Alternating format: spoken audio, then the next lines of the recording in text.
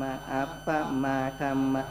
ปริตารัมมะนาธรรมะมหาคาตารัมมะนาธรรมะปะนาธรรมะ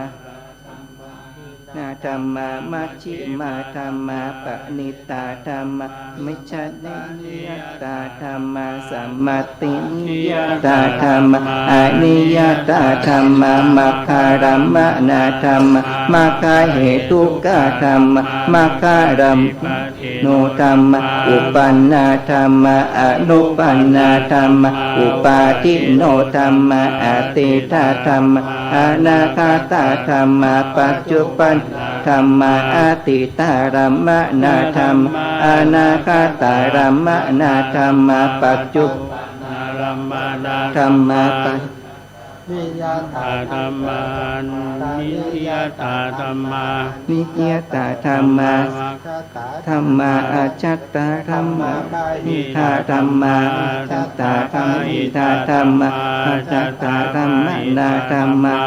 นิธาธรรมะนาธรรมะอาจัตตาธรรมะนาธรรมะ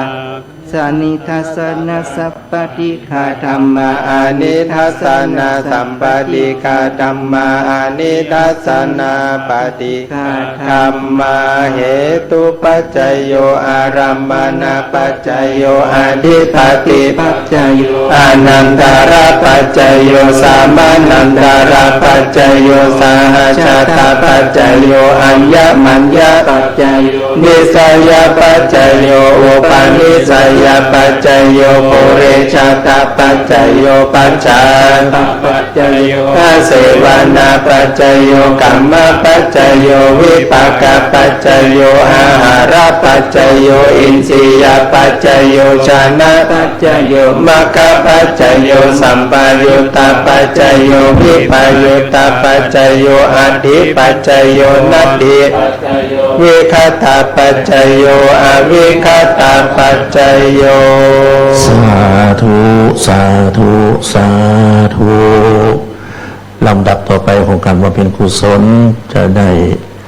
นิมนต์จากคุณอาจารย์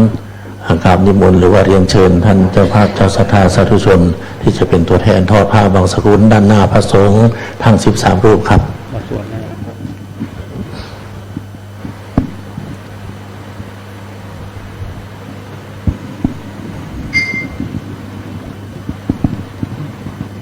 ครับเรียนเชิญนะครับหน้าท่านพระครูในทองอินจันทร์ออกไปเรียนเชิญท่านอุบาสกอุบาสิกาทั้งนอกเลยนะครับเนาะท่านใดได้รับเรียนเชิญก็เรียนเชิญเลยนะครับ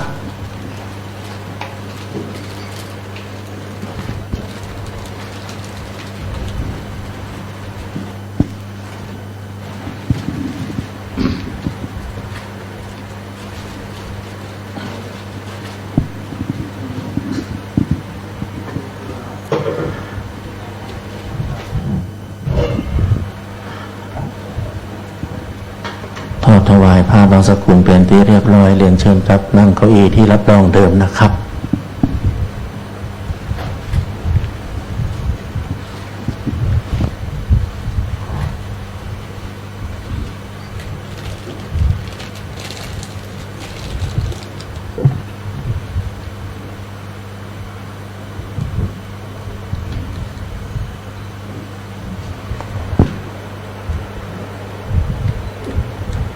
อนิจจวัตสังขารั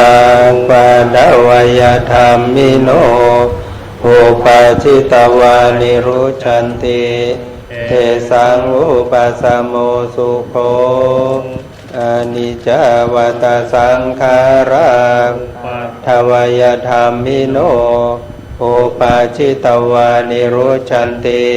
เทสังอุปสมโมสุโขอนิจจวัตสังขาราอุปาทวยธรรมิโนอุปาชิตวานิรุชันติเตสังอุปสมโมสุโขสาธุสาธุสาธุลำดับต่อจากนี้ไปอุบาสกอุบาสิกาผู้ถือศีล5ทุกท่านเตรียมพร้อมอาราธนาเบญจศีลนะครับ